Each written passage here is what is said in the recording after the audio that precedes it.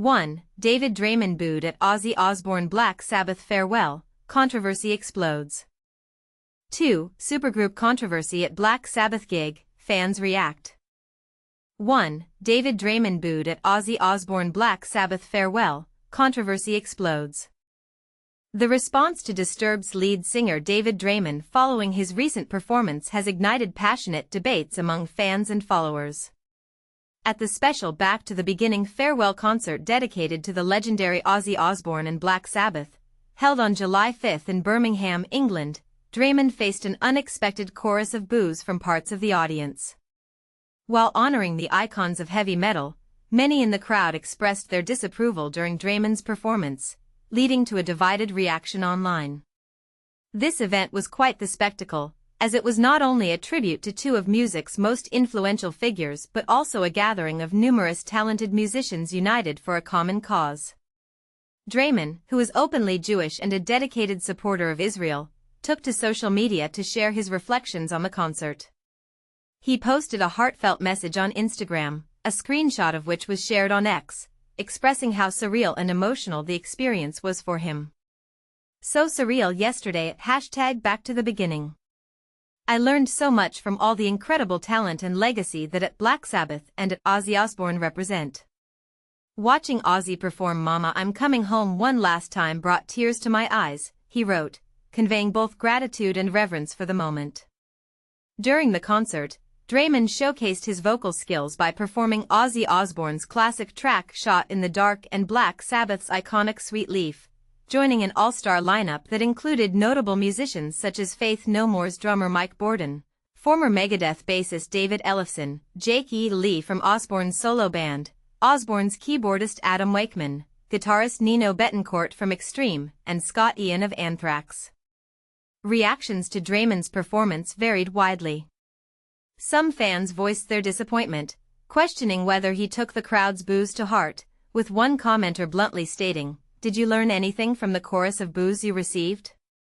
Another chimed in with a sarcastic, "So happy you got booed, red heart." On the other hand, many fans rallied to defend Draiman.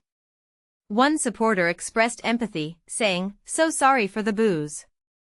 You deserve a standing ovation." Red heart others passionately echoed similar sentiments, praising him as a legend and advising him to ignore the negativity, stating things like, "You're awesome. Haters can hate, you are and will always be a legend, red heart." The online discourse didn't stop there.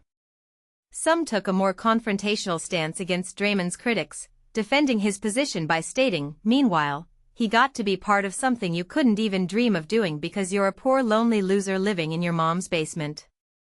You can only cry on social media for attention but will never amount to nothing in life." This stark contrast in opinions raises questions. Should artists be held accountable for audience reactions, or do they have the freedom to express themselves without fearing backlash? What are your thoughts on this heated debate? We'd love to hear your opinions, agree or disagree in the comments. 2. Supergroup controversy at Black Sabbath gig, fans react. Crowds erupted, not in cheers, but in audible disapproval, as the first supergroup took the stage at Black Sabbath's Back to the Beginning concert today. This wasn't just another rock show, it became a lightning rod for debate about politics, fandom, and what happens when personal beliefs clash with musical legacies. But here's where it gets complicated. At Birmingham's Villa Park, two specially assembled supergroups were billed to perform, but the initial reception surprised even seasoned observers. Reporter Kirsty Bosley, on site with the crowd, described the palpable tension. "We've just witnessed our first supergroup of the day, Lzzy Hale leading the charge, who might be the sole woman performer on today's roster. That's noteworthy in itself," she noted, highlighting the gender imbalance still lingering in heavy music lineups.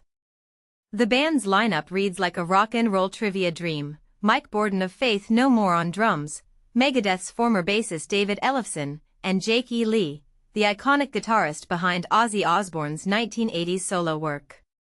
Their set included a rendition of Ozzy's classic The Ultimate Sin, but the real storm brewed when Disturbed's frontman David Draiman joined them. Here's the part that split the crowd. Draiman, whose politically charged social media posts following Glastonbury Festival earlier this week reignited debates about artists' public stances, was met with immediate boos. "The moment he appeared, you could feel the energy shift," Bosley explained. Fans weren't hiding their displeasure, but then something fascinating happened. During Shot in the Dark, those same skeptics were raising their hands, clapping along almost involuntarily. This paradox captures modern concertgoers' dilemma: can we separate the artist from the art?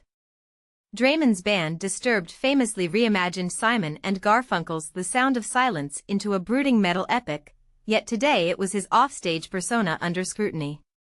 While some argue musicians should stick to music, others wonder why artists shouldn't use platforms to speak on issues they care about.